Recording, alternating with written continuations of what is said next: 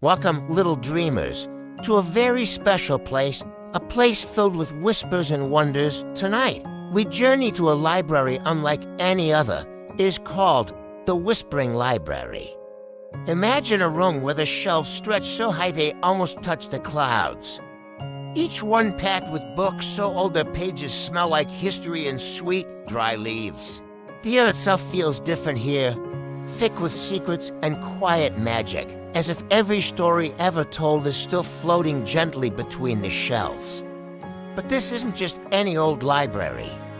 The books here don't open for just anyone who pulls them from the shelf. No, these books have a special kind of lock, one that only opens for a particular key, an honest question asked by a child. One quiet afternoon, a young boy named Daniel tiptoed inside. His eyes grew wide as he looked around at the towering shelves. The books weren't just sitting there, they were glowing with a soft, gentle light, like sleeping fireflies. Daniel felt a flutter of excitement in his tummy. He took a deep breath and whispered into the quiet air, "Can you tell me a story?" But the books remained still. The library was silent. The soft glow didn't change. Daniel thought for a moment. Digging a little deeper into his heart, he looked up toward the high, arched windows where the sky was turning a deep blue. He tried again, this time with a question that had been puzzling him all day. Why do stars shine at night? And then shit happened. A thick, leather-bound book on a nearby shelf creaked open all by itself. Its pages began to turn, one after another, as if an invisible hand was guiding them. A soft, rustling voice, like the sound of wind through autumn leaves, whispered from the pages. Stars shine because they are giant balls of fire and light, burning brightly far, far away. They are like little lanterns in the vast darkness, guiding travelers and dreamers in the night. Daniel's face lit up with a smile. The answer felt so simple and so true. The book had heard his honest question and trusted him with its secret. A little while later, another boy named David walked in. He looked smaller than Daniel, and his shoulders were slumped a little. He stood in the center of the library, looking at all the big, imposing books. He whispered, his voice trembling just a bit, "How can I be brave?" Almost immediately, a different book flew open, its pages fluttering like a bird's wings. The library's gentle voice whispered back, filling the space around him, "Bravery is not about having no fear at all. True bravery is feeling that fear, acknowledging it, and choosing to move forward anyway, one small step at a time." As David heard these words, a warmth spread through his chest. He stood up a little taller. The library's wisdom made him feel stronger, as if he'd been given a secret shield. Then, to siblings, Sarah and Michael came into the library, holding hands tightly.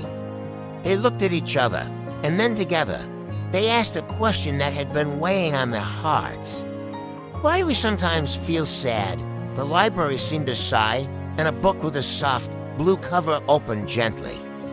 The whisper that came from it was as soft as a lullaby.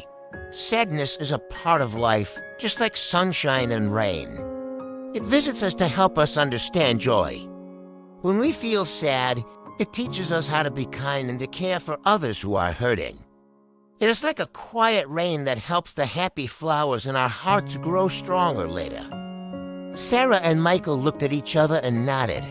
The words didn't magically take their sadness away, but they felt a deep sense of comfort, a feeling of being understood. As the day went on, more and more children found their way to the Whispering Library. Each one came with a question that was real, something that truly came from their heart. And every single time, a book would open and whisper its secrets.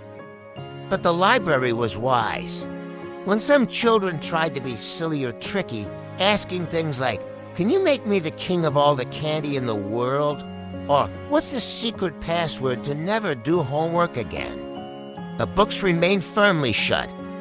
The soft glow would dim just a little, and the library would stay silent. They only shared their wisdom when the question was genuine and true. One curious girl with bright, inquisitive eyes asked, "Why do trees grow so tall?" The library whispered from a book decorated with green leaves, "Trees are always reaching for the sun. They grow tall and stretch their branches to catch as much light as they can, and in doing so, they share that light and clean the air for everyone and everything below." Another child, sitting cross-legged on the floor, asked, "What makes a friend special?" A book with two hands clasped on the cover floated down and whispered, "A friend is someone who listens not just with their ears, but with their heart. Someone who cares about your feelings and who stays by your side, sharing your laughter and your tears." The children listened, their faces full of wonder. They were learning things that couldn't be found in their school textbooks. They were learning about bravery, sadness, nature, and friendship. They felt the pure magic that came from being honest. They realized the Whispering Library wasn't just a building full of dusty old books. It was a living, breathing place full of wisdom, a place that rewarded truth and sincerity. And so the Whispering Library became a magical friend to the children of the town. It taught them a powerful lesson, that honesty opens doors to worlds you can't even imagine. That asking questions with a true and open heart is the key that unlocks the greatest wisdom. So remember this, little dreamer, as you drift off to sleep. When you have questions about the world or about yourself, ask them with honesty, ask them with all your heart. Because somewhere out there, perhaps in a dream you'll have tonight, the Whispering Library is waiting. It's waiting to hear your voice and to share its most wonderful secrets with you. This was MoonLesson.